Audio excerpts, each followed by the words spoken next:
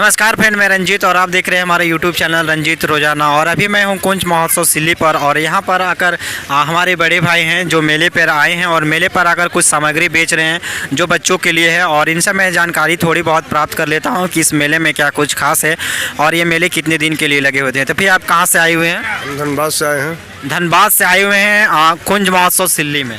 नाम क्या हुआ आपका? एमडी सुबैर। एमडी सुबेद जी आए हुए हैं कुंज महोत्सव पर और यहाँ आकर बेच रहे हैं। जैसे कि आपके पास ये बजाने वाला है, ये छोटे बच्चों के लिए गुड़िया है और ये बबल्स हैं जो सिर्फ बच्चों के लिए है। तो इस तरह का अगर मेले में कोई व्यक्ति आए और ऐसा अगर वो कोई बिजनेस करना चाहे तो उसको कितना लागत लगेगा पहली बार में? पहली इसमें कोई लागत का हिसाब नहीं। आप 2000 लगाइए, 1000 लगाइए, मतलब कम से कम कितना में शुरू कर सकता है? कम से कम तो 2000 में। कम से कम आप 2000 में इस तरह का बिजनेस कर सकते हैं। और एक मेले में कितना कमा सकता है बंदा? उसका कोई गारंटी नहीं। उसका कोई गारंटी नहीं। 1000, 2000, 3000, 4000 भी कमा सकता है। 200 भी कमा सकता है। 200 भी, 500 भी कमा सकता है। तो आप देख लीजिए, आप 500, 600, 1000, 2000, 3000 तक आप इस तरह का बिजनेस करके कमा सकते हैं। और आपका लागत सिर्फ कितना होगा? 2000। तो आप सोच सकते हैं कि घर में बैठे रहने से अच्छा है कि कुछ काम कीजिए। कुछ काम कीजिएगा तो कमाई भी होगा। तो जैसे कि अभी आप ये सब बेच रहे हैं, ये सब सामान कहाँ से उठाते हैं?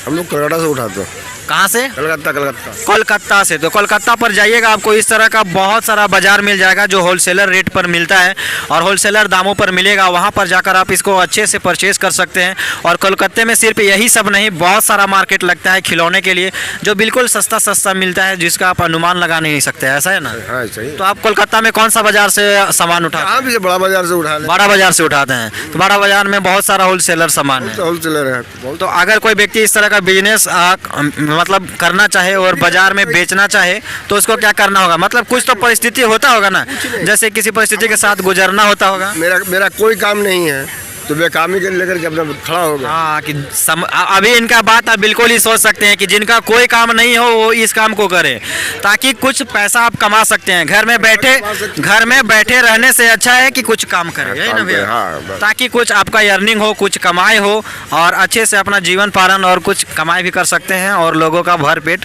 खाना भी खिला सकते हैं। हाँ जी, है ना? तो अभी आप इस बिजनेस कर को खुश है ना? हाँ बहुत खुश है। और अपने बेटा बेटे को खूब पढ़ाएं।